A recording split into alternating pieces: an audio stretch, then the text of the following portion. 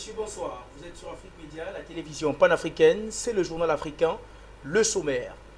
À Madagascar, le président de la République, son Excellence Andry Rajoelina, a annoncé à la diaspora malgache qu'elle pourra voter à l'élection présidentielle de 2023. En tout cas, en ce qui concerne la diaspora malgache présente sur le territoire français. Et puis, du côté du Mali, on s'interrogera bien sûr sur la levée de la résidence surveillée de l'ancien président de la transition Bandao et de son ancien premier ministre Mokhtar Ouane. Nous en parlerons tout à l'heure avec Monoko Toali dans le cadre de cette édition du Journal africain. Et puis au Tchad, dans le cadre de la réconciliation nationale des combattants tchadiens qui étaient présents sur le théâtre des opérations en Libye souhaitent désormais rentrer au Tchad pour participer à la réconciliation. Nous en parlerons tout à l'heure dans le cadre de cette édition du Journal africain. Toujours dans le cadre de cette édition, le président de la République de RDC, son Excellence Félix-Antoine Tshisekedi, lors du sommet Compact 8 Africa, a proposé ses stratégies pour permettre à l'Afrique, selon lui,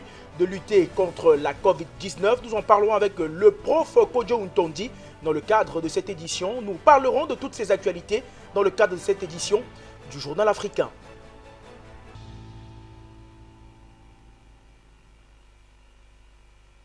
Bonsoir et merci de nous retrouver sur les antennes de la télévision panafricaine pour cette autre édition du Journal africain. Actualité africaine complète vous sera déroulée tout au long de cette édition du Journal africain. L'édition de ce soir, nous la débuterons par le Mali où depuis quelques jours, l'ancien président de la transition Bandao et son ancien premier ministre qui étaient en résidence surveillée depuis leur déchéance du pouvoir par le président, le colonel-major Assimi Goïta. Ils sont donc libres de leur mouvement, toujours bien sûr sur toute l'étendue du territoire malien. La résidence surveillée a été levée par la justice malienne. Émilie Kiton nous donne plus de détails dans ce reportage qu'elle signe. L'ex-président de la transition Bandao et l'ex-premier ministre Mokhtar Ouane sont libres. Ils ne sont plus en résidence surveillée. C'est un communiqué du comité local de suivi de la transition qui l'a indiqué vendredi 27 août dernier.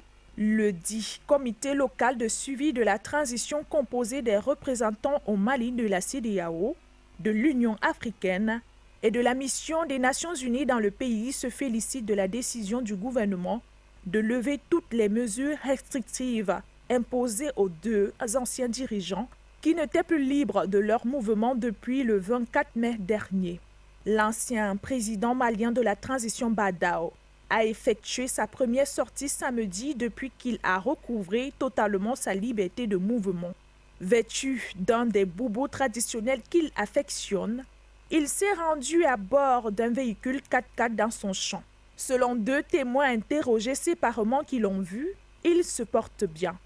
Il devrait pouvoir rapidement quitter la résidence officielle qu'il occupe à Bamako pour regagner une maison mise à sa disposition par l'État en sa qualité d'ancien chef d'État. Quant à l'ancien premier ministre Mokhtar Ouane, le dispositif militaire mis en place devant son domicile privé après le coup d'État de mai a été levé seulement dans la nuit de samedi à dimanche. Leur avocat, maître Mamadou Ismaïla Konaté, qui avait porté plainte au niveau de la Cour des droits de l'homme de la CEDEAO, se félicite de la levée des restrictions et pointe aussi le rôle essentiel de la communauté internationale pour obtenir ce résultat. Nous sommes avec Monoko Toali en direct de Bamako. Monoko Toali, vous êtes le correspondant de la télévision panafricaine du côté du Mali. Bonsoir Monoko Toali et merci d'avoir accepté notre invitation. On l'a écouté dans le reportage que nous a proposé Émilie Kiton, l'ex-président de la transition Bandao et son premier ministre Mokhtar Ouane qui ont été évincés du pouvoir dans le cadre de ce qui se fera appeler une tentative de déstabilisation des militaires au pouvoir. Ils sont désormais libres. La résidence surveillée a été levée par la justice malienne. Ils sont désormais libres de vaquer à leurs occupations, toujours sur toute l'étendue du territoire malien. Comment la nouvelle a été accueillie de votre côté, Monoko Toali, du côté de Bamako? Oui, merci Junior de m'avoir associé à ce grand rendez-vous du journal Afrique Média Télévision.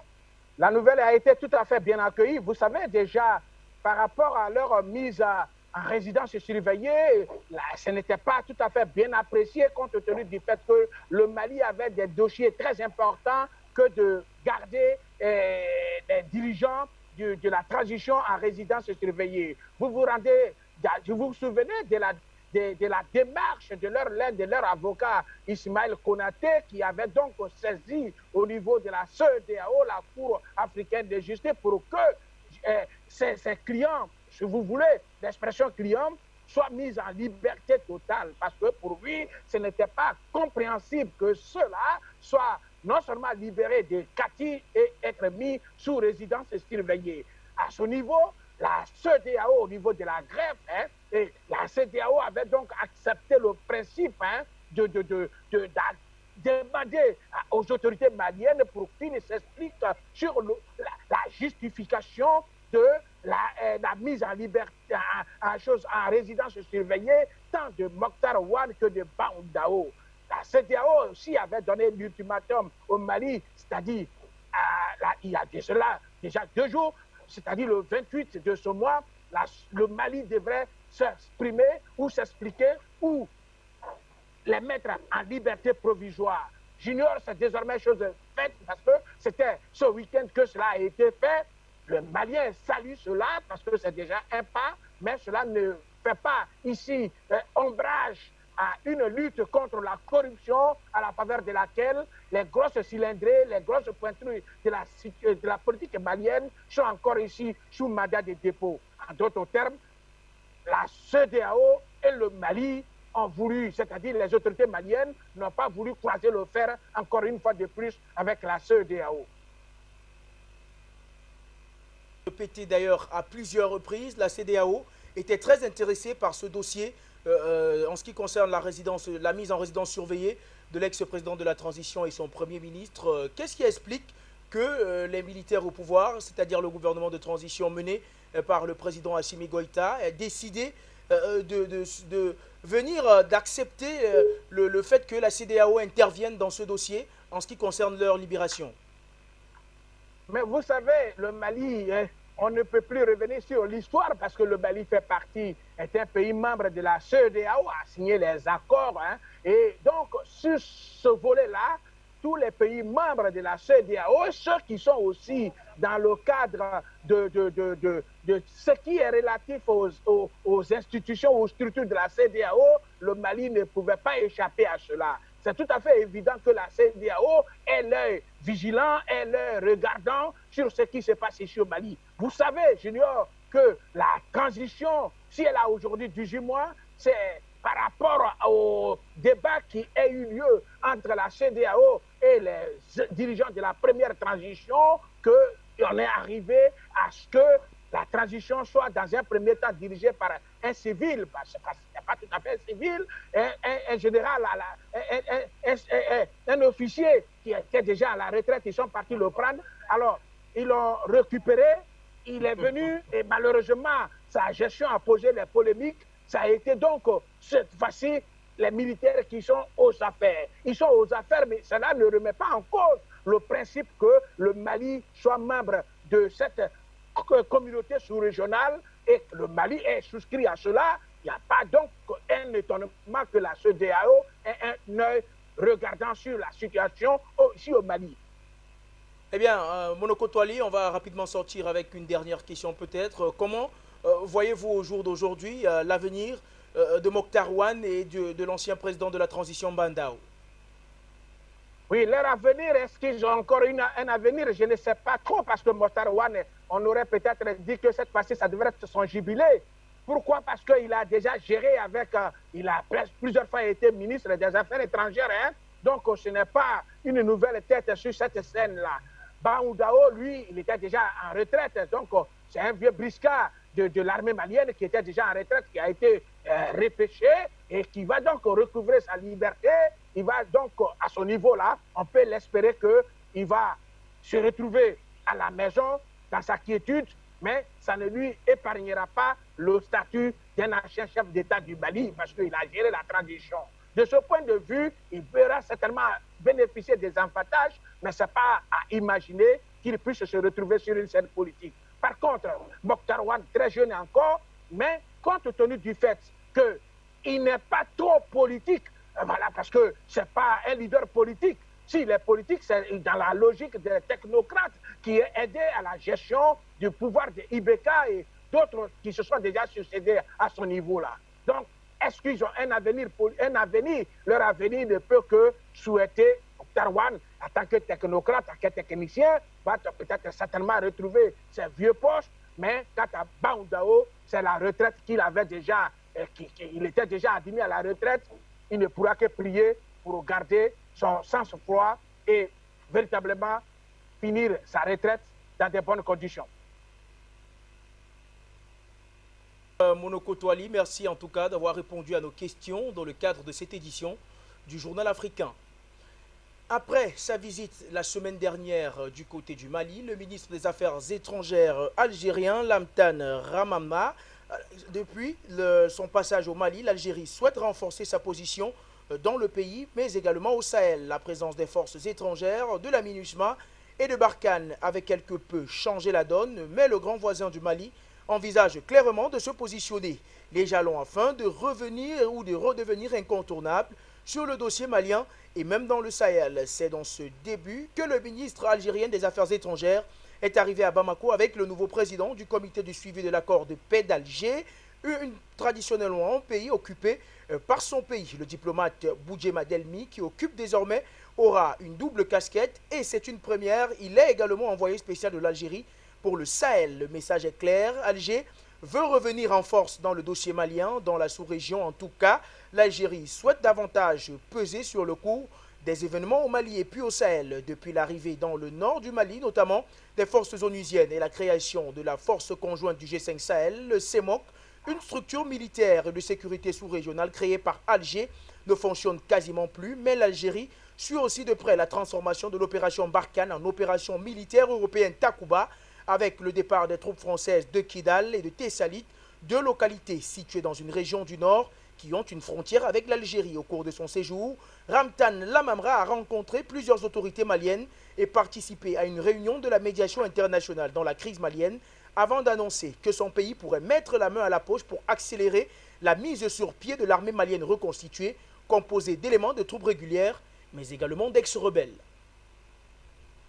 Nous sommes avec Gamal Abina, expert en questions du Maghreb. Bonsoir à vous, Gamal Abina. Merci d'avoir accepté une fois de plus l'invitation de la télévision panafricaine. Eh bien, Alger se repositionne en ce qui concerne la lutte contre le terrorisme du côté du Mali et du Sahel. Alger se dit prêt à mettre la main dans la poche pour aider l'armée malienne à sa reconstitution. Eh bien, Gamal Abina, qu'est-ce que l'Algérie peut faire concrètement pour aider le Mali?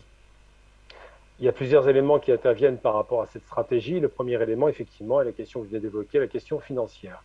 On se rend compte qu'il y a les trafics d'armes transfrontaliers, que des armes européennes sont utilisées par ce qu'on appelle les djihadistes, donc la plupart des mouvements salafistes d'inspiration wahhabiste, qui évoluent dans la région et qui se satisfont d'ailleurs très bien de la réussite, enfin de la victoire des talibans sur les Américains. Donc il y a une peur des états-majors maliens et de la région en général, des 5 pays du Sahel, par rapport à cette recrudescence de victoire face à, quand même, à la première puissance militaire au monde des États-Unis. Et il se trouve que l'Algérie a une expertise en matière de contre-insurrection, de contre-terrorisme. Alors, il y a deux approches qui doivent être signalées. C'est que l'Algérie ne négocie jamais avec les courants radicaux islamistes. Ils utilisent toujours la force ou ils essaient de les acheter. Quand je dis acheter, c'est quoi? C'est la réhabilitation simplement par une position peut-être économique à occuper, un travail ou n'importe quoi. Ce qui alimente les réseaux djihadistes, comme on les appelle aujourd'hui, c'est d'abord deux choses. La première, c'est un ancrage religieux qui est revenu de l'extérieur et qui a radicalisé des positions en pensant qu'ils allaient créer un État islamique, c'est un peu l'image de ce fameux État islamique au Levant. La seconde chose qui les pousse à agir, c'est qu'effectivement, c'est des pays qui connaissent une misère sociale assez importante dans la population. Il est donc très facile pour le trafic d'armes, par exemple, qu'un soldat vende des armes aux rebelles, très, très, très facile pour que ces rebelles foncent sur les villages et essayer de prendre de l'argent. Ils font une sorte de razzia, c'est traditionnel, pour pouvoir renforcer leur position. Ils font aussi du chantage. Il y a beaucoup d'actions comme celle-là qui conduisent effectivement au financement de ce qu'on appelle le terrorisme international. Et surtout, il est très facile pour des gens qui sont radicalisés de pousser leur avantage face à une armée qui est peu ou mal équipée, peu déterminée, mal payée, donc sous-équipée, sous-payée. Tous ces éléments-là font que ces pays se fragilisent face à un mouvement radical qui, lui, est convaincu de son bien fondé. Convaincu de deux choses. La première, c'est que les États qui sont en face de lui sont corrompus. Et convaincu de la seconde chose, simplement, c'est qu'effectivement, ils ont une vision très presque millénariste, ça c'est une vision religieuse un peu éliminée, qui continue à dire qu'ils ont raison quoi qu'il arrive. Donc ils vont jusqu'au bout de leurs actions, ils sont extrêmement déterminés. Donc tous ces éléments conduisent à faire penser aux Algériens qu'il y a deux possibilités pour en sortir. D'abord, réduire la misère sociale, donc créer ce grand marché commun, on dirait, de cette région-là, qui travaillerait avec l'Algérie.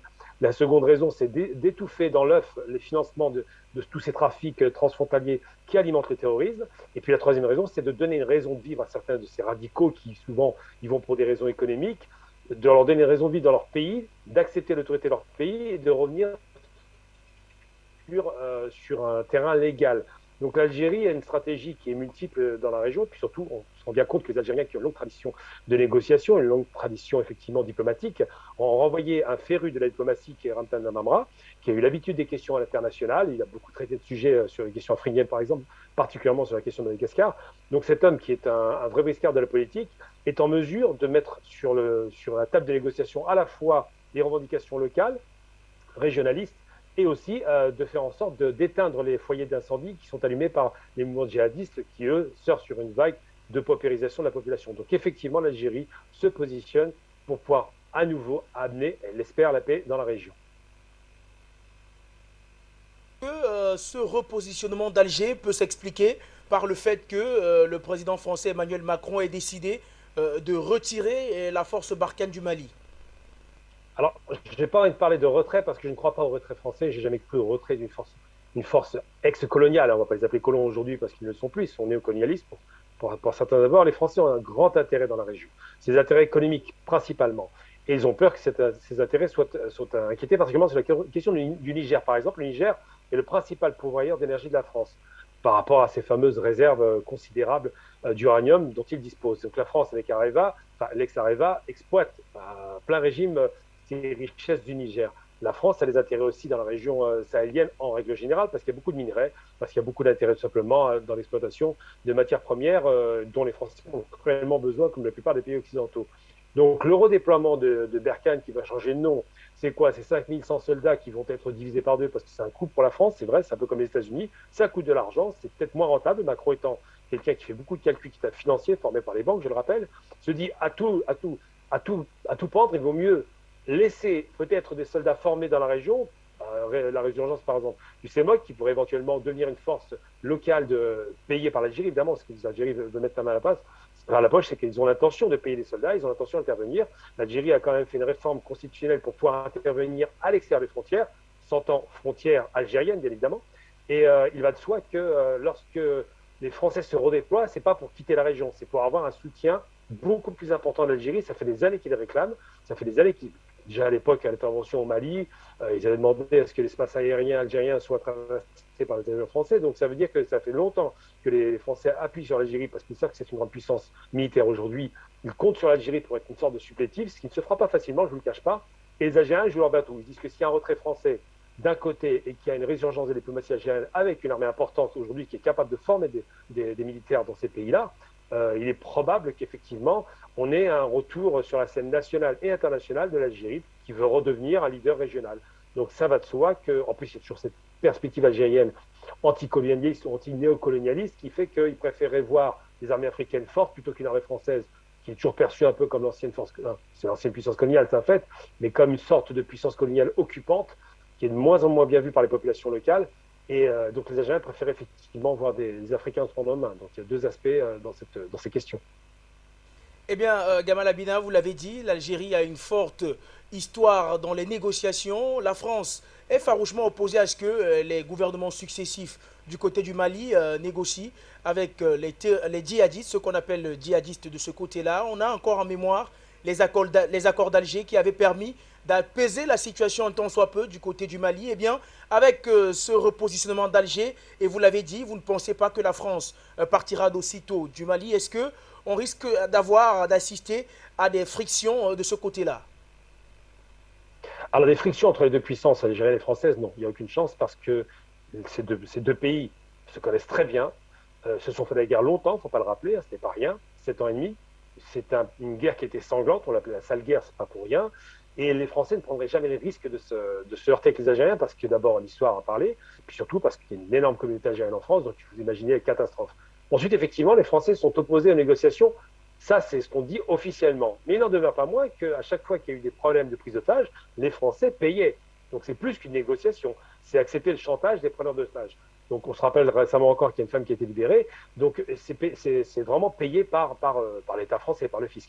Donc en l'occurrence, je ne crois pas à ce discours qui est un beau discours officiel. Je pense que les Français ne veulent pas que les Africains, au sens large du terme, j'ai mis l'Algérie dans le sac, négocient, parce que ce serait peut-être, et on ne sait pas, un terrain d'entente qu'on pourrait trouver comme dans les accords de 2015, comme on l'a vu même avec l'histoire du Niger et puis l'histoire de l'Azawad, enfin tous ces mouvements un petit peu indépendantistes ou régionalistes. Dès qu'il y a une discussion et que les interlocuteurs vont sur la table, étrangement, on trouve un terrain d'entente. Et c'est souvent un terrain d'entente qui est appuyé par des revendications non seulement régionalistes, mais aussi financières.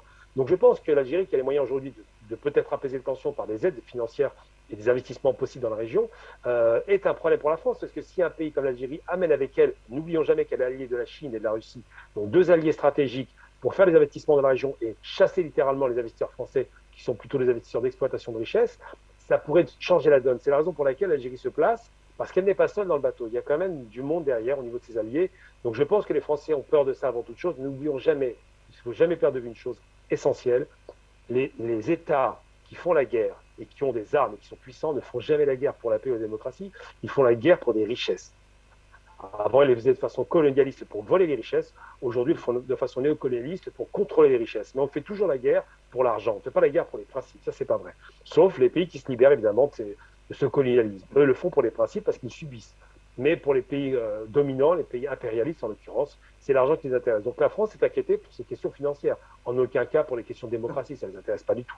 Ah bah oui, c'est très bien. Merci à vous, Merci. Gamal Abina. Je rappelle, vous êtes analyste politique et expert en questions du Maghreb.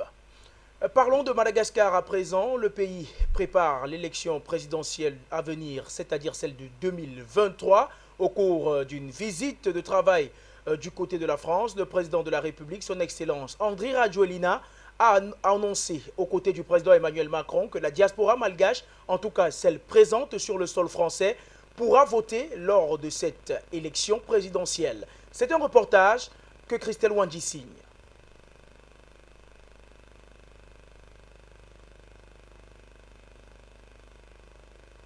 La diaspora malagasy pourrait prendre part au vote lors de la prochaine élection présidentielle de 2023. Voilà l'une des missions que s'est fixée le président Andry Rajoelina lors de sa rencontre avec la diaspora malgache de l'Hexagone et de l'Europe samedi dernier à Paris. Le chef de l'État ne s'est pas étalé longtemps sur le sujet dans son discours, mais il a affirmé que seuls ceux qui disposent d'une carte consulaire pourront y participer. Ce nouveau droit de vote pour la diaspora risque toutefois de susciter son lot de nouvelles de difficultés sur le plan pratique, d'autant plus que la Commission électorale nationale indépendante actuelle est en fin de mandat. La loi organique actuellement en vigueur sur le sol malgache ne prévoit pas la moindre disposition pour le droit de vote de la diaspora. Les textes précisent que seuls les malgaches habitant dans le pays et inscrits sur la liste électorale peuvent jouir du droit de vote dans les différents scrutins démocratiques organisés sur le territoire. Le Parlement devrait donc procéder à l'amendement des textes pour cette évolution. Les évaluations de la diaspora malgache en France varient autour de 150 000 personnes, mais les immatriculations auprès des services consulaires sont largement inférieures à ces chiffres. Les migrants originaires de Madagascar constituent l'une des toutes premières communautés étrangères en France, mais loin derrière les trois pays du Maghreb que sont l'Algérie, le Maroc et la Tunisie. Il s'agit de la première communauté originaire d'Afrique subsaharienne, devant celle de pays mieux connus comme le Sénégal, la Côte d'Ivoire, le Cameroun, le Mali ou les deux Congos, selon une enquête publiée en 2018. Depuis les débuts des années 90, le nombre de pays qui ont adopté les mesures pour permettre aux citoyens résidant à l'étranger de participer aux élections de leur pays d'origine a été multiplié par 4. Le vote à distance s'est également généralisé en Afrique, où plus de 3/4 des pays permettent aux résidents à l'étranger de voter, alors qu'ils étaient seulement 4 avant 90. Dans la plupart des pays africains, comme ailleurs, les votes à l'étranger représentent une très faible part de l'électorat. Par ailleurs, la participation des électeurs à l'étranger dépend du caractère plus ou moins restrictif des procédures d'inscription pour voter à l'étranger, délais, documents requis, système d'inscription, vote en personne dans les consulats ou par courrier, par procuration, par Internet. Voilà donc le cheval de bataille d'Andry Rajoelina qui souhaite donner le droit de vote aux Malgaches de l'étranger. Prenons à présent la direction de l'Afrique centrale, au Tchad, à la frontière avec la Libye. De nombreux combattants exerçant de ce côté-là souhaitent désormais rentrer dans leur pays. Pour certains, ils exercent au sein des milices libyennes qui manifestent de plus en plus le désir de rentrer. À l'origine de cette envie de retour, le décès du maréchal Idriss Déby Itno, mais surtout l'appel du gouvernement de transition au pouvoir à tous les mouvements armés pour une réconciliation nationale. Ils se retrouvent à Misrata, Benghazi, Trablus ou Seba en territoire libyen et exercent comme supplétifs dans les rangs du maréchal Haftar ou ceux du gouvernement de Tripoli, reconnu par la communauté internationale. Depuis quelques mois, ils sont des milliers à souhaiter rentrer au pays, mais font face à des incertitudes. Comment rentrer sans se faire arrêter? Qu'est-ce que le Conseil militaire de transition propose à chaque combattant pour sa réinsertion? Les premiers à établir le contact avec N'Djamena après la mort du maréchal n'ont pas eu d'écho favorable, mais depuis la mise en place du comité présidé par l'ancien président Goukeni Ouedei, chargé de discuter avec les politico-militaires dans la perspective de la réconciliation nationale, ils se sont remis à espérer un retour au pays en sécurité, même si pour les autorités, il est hors de question qu'ils traversent la frontière avec leurs armes. Nous sommes avec Migo Natolban pour commenter cette actualité tchadienne. Bonsoir à vous, monsieur Migo, merci d'avoir accepté notre invitation. Eh bien, on reparle une fois de plus de la réconciliation nationale du côté du Tchad, avec bien sûr la participation à cette réconciliation des groupes armés présents en Libye. Oui, bonjour. Merci de m'accorder ce temps pour parler avec vous et à toutes les personnes qui nous écoutent en ce moment. Effectivement, le dialogue, la machine est en marche avec le gouvernement ou bien le comité militaire de transition dirigé par le fils de Idriss Déby, donc Mamad Kaka, que tout le monde connaît. C'est bien que les rebelles rentrent parce que on a tous vu, tous les Tchadiens le savent, notre grand problème ou bien l'un des éléments pour nous retarder, nous ramener ou bien nous positionner au dernier rang de ce monde, c'est aussi à cause de la rébellion. C'est un cercle vicieux. Et ce que je ne comprends pas et ce que beaucoup de Tchadiens ne comprennent pas, généralement, ces rébellions-là, c'est comme un marché, au fait. Donc, les gens se retirent quand ils ne sont pas contents, ils vont en rébellion, après on les appelle, ils reviennent, on leur donne de l'argent, ils reviennent. Alors, c'est beaucoup d'argent de perdu. Moi, je suis pour qu'il n'y ait plus de la rébellion au Tchad. Je l'ai dit à plusieurs reprises. C'est pourquoi je propose aux Tchadiens qu'il y ait un État fédéral au Tchad. Parce que toutes les rébellions, on le sait bien, ça part d'une région. Ce n'est pas tous les Tchadiens qui partent en rébellion. C'est complètement faux. C'est une partie du Tchad que toute la rébellion, à 99,99%, c'est une région. Et ça devient un marché pour eux. Et c'est dommage. Alors, je souhaite que tout ce monde-là rentre pour une fois pour de bon et qu'on n'entende plus parler de la rébellion. Et pour que ça n'arrive plus, il faut la fédération. Il faut qu'on ait un État fédéral au Tchad. Comme ça, chaque province au Tchad va diriger sa province et il n'y aura plus la rébellion parce que tu vas aller en rébellion contre qui? Et ce régime qu'on voit sur place avec le CMT, malheureusement encore, c'est un coup d'État et ce n'est pas un gouvernement légitime non plus. Donc, tout ne va pas bien au Tchad. On souhaite qu'il rentre, tant mieux, mais qu'on tourne la page et espérons vraiment que le CMT n'aille pas au-delà de ces 18 mois-là. Parce que la rébellion les gens de la rébellion peuvent rentrer, les gens peuvent venir au dialogue. Mais si le système que le dictateur Idriss Déby a installé, si son fils continue avec, ça veut dire que c'est un cercle vicieux, on tourne en rond. Et ce n'est pas pour rien que le Tchad est dernier de ce monde. Pourtant, on a tout, mais absolument tout. Donc, mon souhait est que cette rébellion, on n'entende plus jamais parler de la rébellion au Tchad.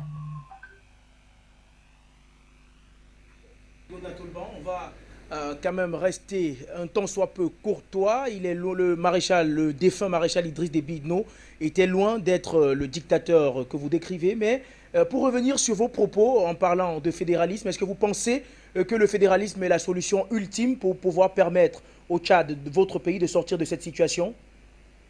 Je crois fermement que la fédération va tout changer. Il y a une partie des Tchadiens qui ne veulent pas entendre parler de la rébellion, plutôt parler de la fédération, parce que ce marché des rébellions-là, ça ne va plus exister. Donc, ils ne veulent pas. Une partie seulement du Tchad ne veut pas entendre parler de la rébellion. Pourquoi? Parce que c'est ce qu'ils gagnent avec la rébellion. Là, je vous dis que c'est des milliards qu'on perd à chaque fois. Ils sortent, ils vont en Libye, ils reviennent, on leur donne de l'argent, on leur donne des villas, on leur donne des voitures, ils s'installent. Et puis si demain matin on nomme leur cousin et qu'on l'enlève, ils partent en rébellion. C'était marché que je vous dis, là, c'était marché. Et la fédération va tout résoudre cela.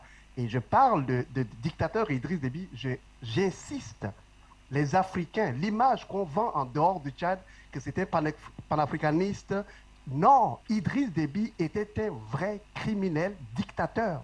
Et son fils, qui est maintenant, aussi est en train d'aller là. Donc, on a été dirigé que par des dictateurs au Tchad. Le Tchad n'a jamais élu un seul président par le peuple, que par coup d'État. Et il faut qu'on en finisse avec cela. En dehors, les gens pensent qu'Idriss Déby, c'est un bon président. C'est complètement de la poudre aux yeux. Allez au Tchad, demandez aux Tchadiens. Il est l'un des pires dictateurs de ce monde, Idriss Déby. Et là, son fils est en train de prendre le relais. En moins de 4 mois, des massacres ont eu lieu. Le système est là. Idriss Déby est parti, mais son système est resté.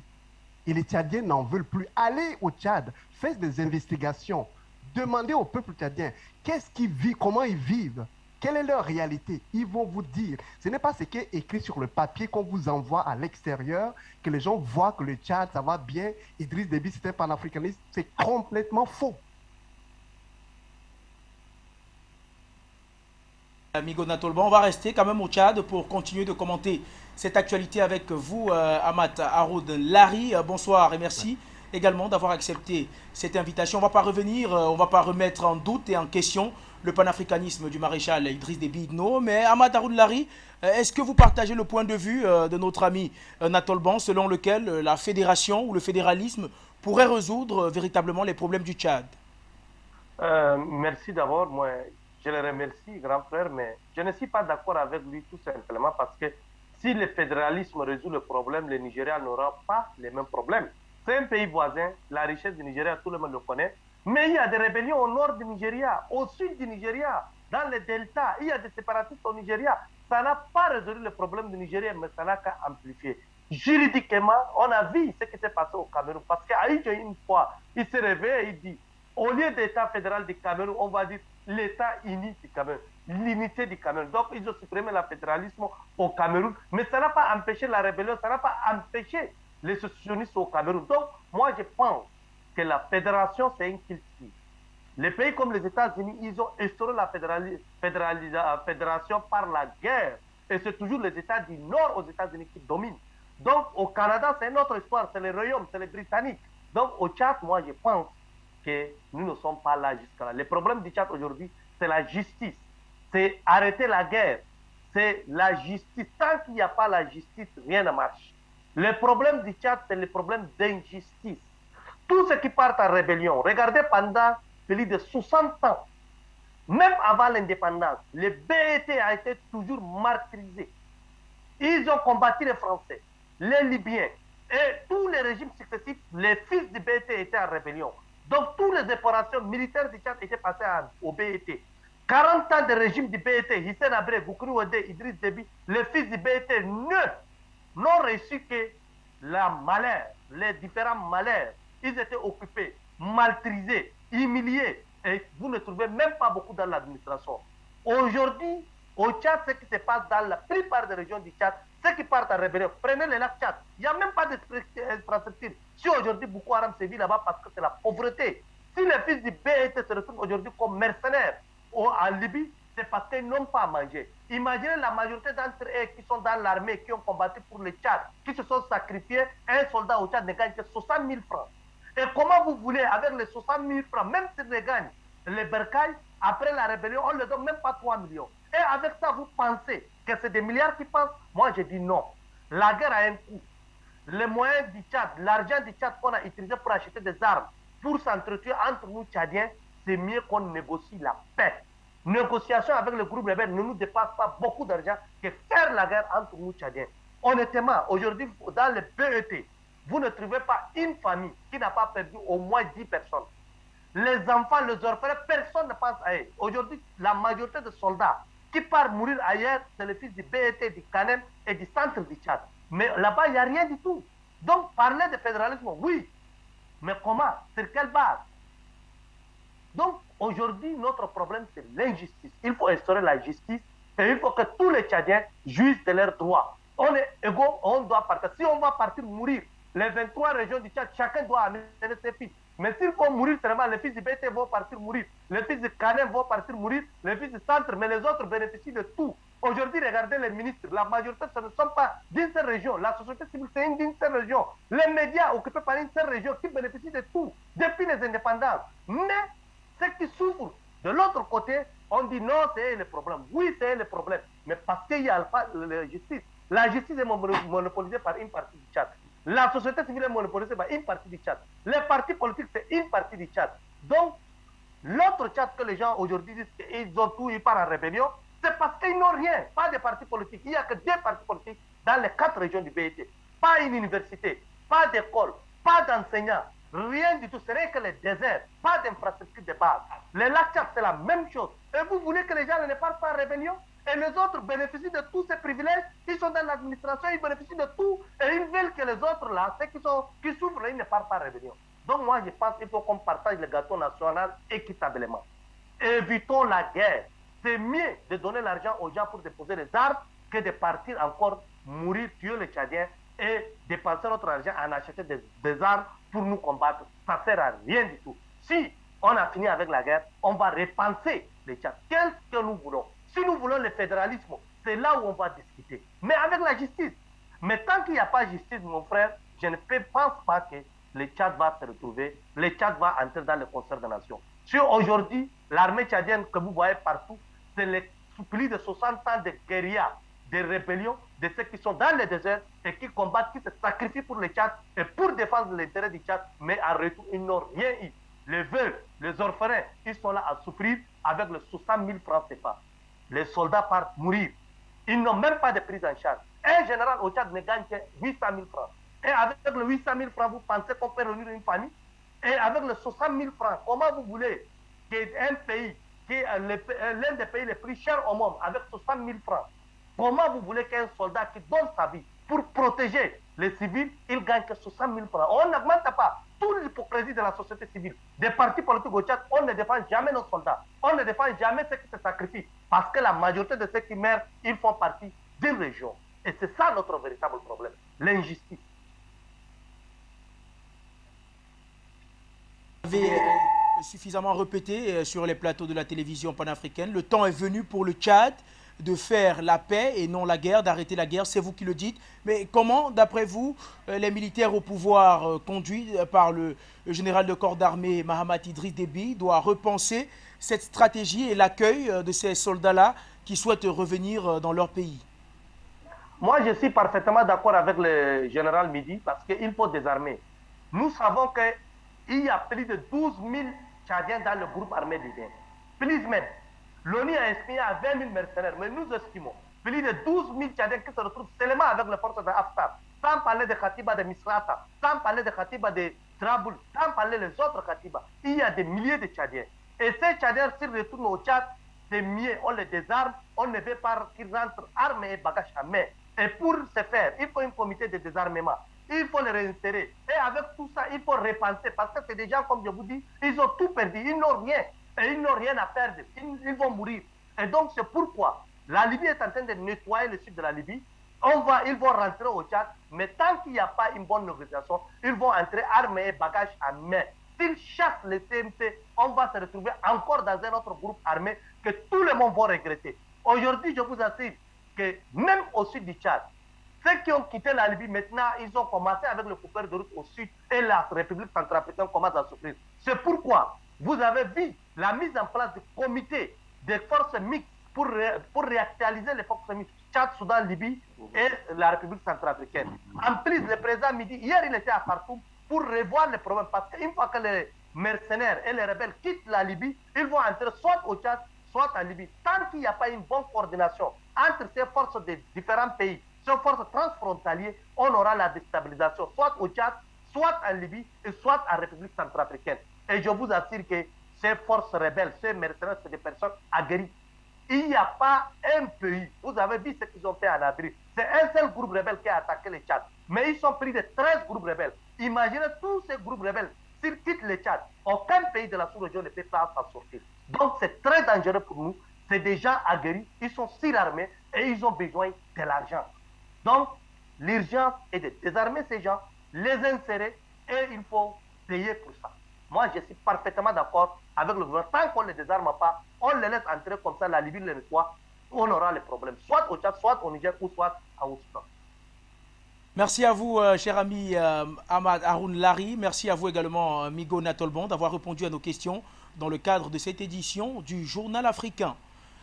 Prenons à présent la direction de la République démocratique du Congo. Il y a quelques jours, le président de la République, son Excellence Félix-Antoine Tshisekedi, était à Berlin pour la conférence économique de l'Afrique dans le cadre de l'initiative Compact 8 Africa. Le président en exercice de l'Union africaine a donc vanté les mérites de la médecine traditionnelle africaine en ce qui concerne la lutte contre le coronavirus. C'est un reportage que Christelle Wandji signe.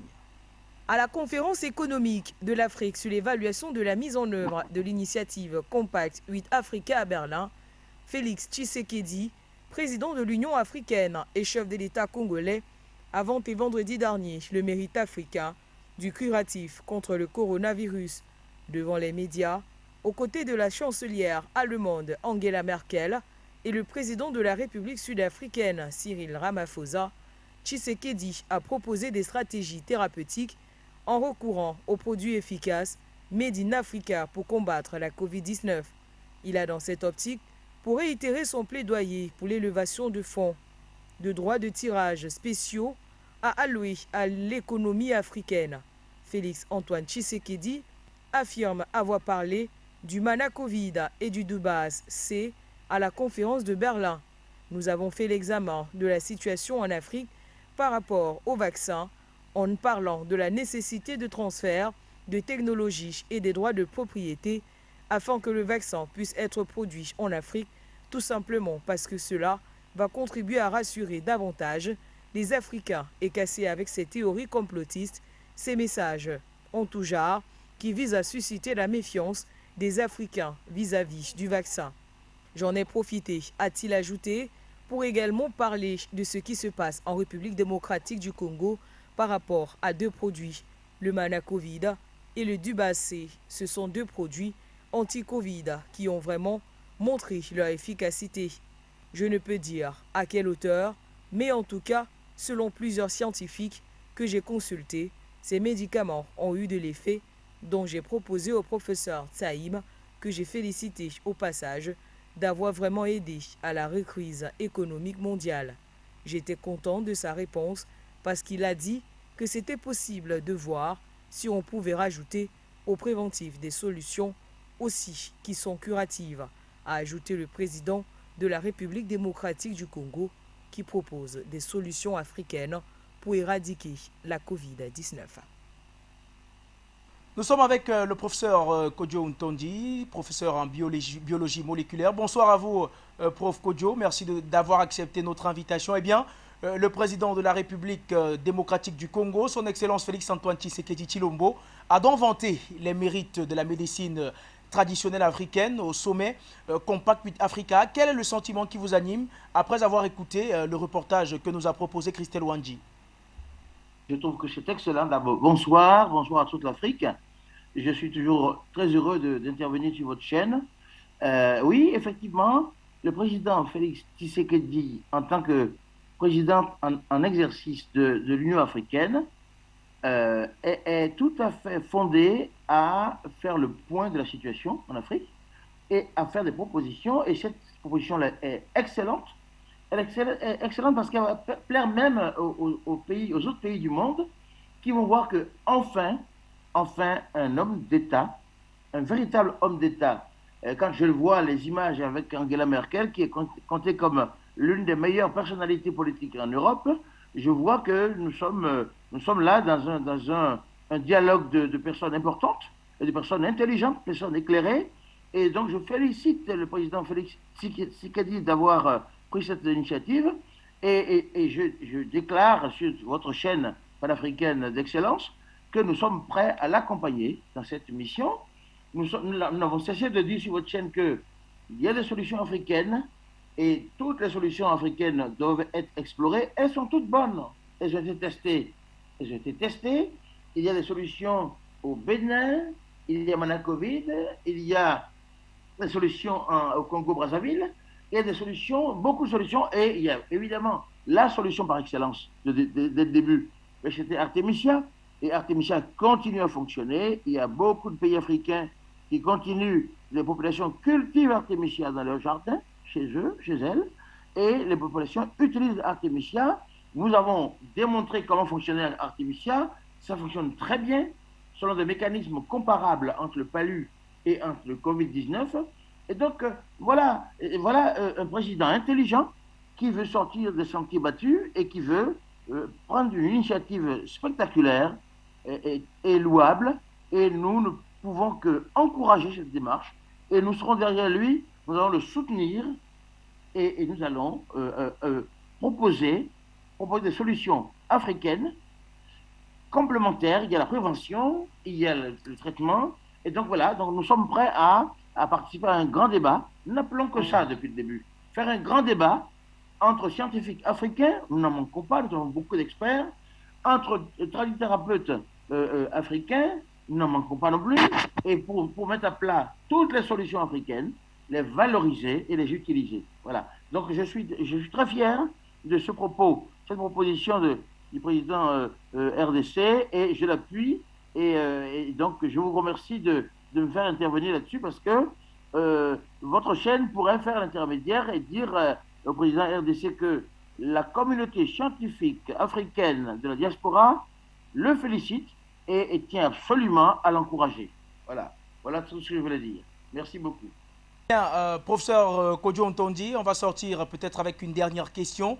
Vous l'avez longtemps d'ailleurs répété sur les plateaux de la télévision panafricaine. Le président Félix-Antoine Tshisekedi semble vous avoir entendu. Est-ce qu'on peut dès lors dire que dans le cadre de la lutte contre le coronavirus sur le continent, c'est une première victoire pour le Made in Africa?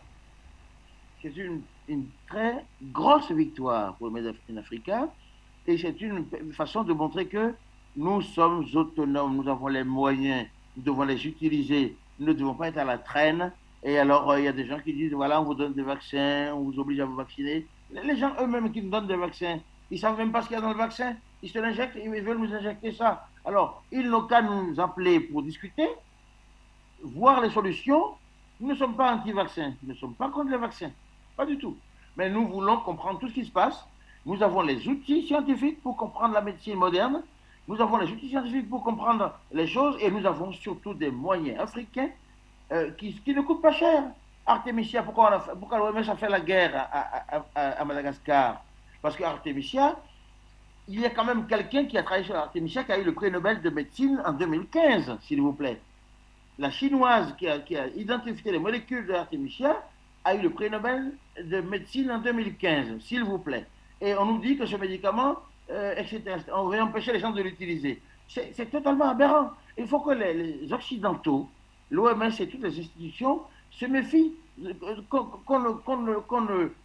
on trouve suspect leur comportement. Leur comportement est suspect parce qu'ils veulent nous dire que Artemisia ne marche pas, alors que c'est prouvé que ça marche, que nous connaissons le mécanisme, nous avons écrit une lettre au chef d'État africain pour leur dire Artemisia marche, utilisez ça. Et donc finalement, il y a une sorte de confusion voulue par certains, et nous devons éviter de tomber dans le piège. Nous autres Africains, nous devons recenser les solutions que nous avons, les mettre en œuvre, et puis si quelqu'un veut nous montrer les vaccins, qu'il nous donne les vaccins, on va regarder, et si on veut faire des vaccins en Afrique, faisons-les. On aura plus confiance, moi j'aurai plus confiance, dans nos vaccins, si nous les faisons, parce que nous, les scientifiques, nous allons travailler dessus, voir les données scientifiques qui sont données et analyser tout ça en tant qu'experts scientifiques et on pourrait y aller tranquillement. On pourrait y aller les mains dans les poches. Les mains dans les poches, le nez en l'air. Voilà. Donc voilà, je salue cette initiative du président Tshisekedi et je le remercie pour cette idée. Et je vous encourage, vous les médias panafricains experts, je vous encourage à soutenir cette initiative et à faire que nous puissions nous rencontrer pour discuter et pour échanger les idées. Voilà, pour faire avancer la médecine traditionnelle africaine qui ne demande qu'à être connue. Elle est efficace, elle est très bonne et nous avons des solutions. Il ne faut pas nous laisser intimider par des gens qui ne veulent pas notre bien. On voit bien, ils ne veulent pas notre bien, ils viennent là-bas. Si vous voulez notre bien, il n'avait qu'à nous associer à la discussion. On veut discuter des solutions.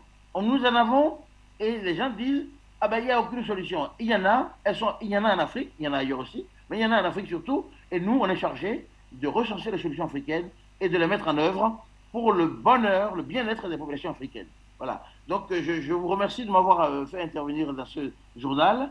C'est très très important qu'il y ait une sorte de vigilance sur le Covid. Il y a une vigilance à avoir et nous l'avons depuis le début grâce à votre chaîne. Je vous remercie et je salue toute l'Afrique. Merci beaucoup. C'est nous qui vous remercions, professeur Kodjo Ntondi. Je rappelle, vous êtes professeur en biologie moléculaire. Nous sortirons de cette édition du Journal africain par le Soudan du Sud. Les jeunes sud-soudanais s'étaient donné rendez-vous ce 30 août 2021 dans les rues de Djouba pour manifester. Ces derniers réclament le départ du président de la République, son excellence Salva Kiir, et de son premier ministre, Riek Machar. Plus de détails dans ce reportage que Christelle Wandi signe également. Le président Salva Kiir et son vice-président Riek Machar sont appelés à quitter le pouvoir. Un rassemblement pacifique est prévu ce lundi en faveur d'un changement politique au Sud-Soudan.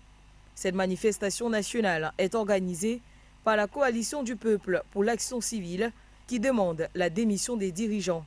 Au total, c'est une dizaine d'organisations regroupant universitaires, avocats, organisations de femmes et de jeunes qui appellent la population à manifester ce 30 août à travers le pays.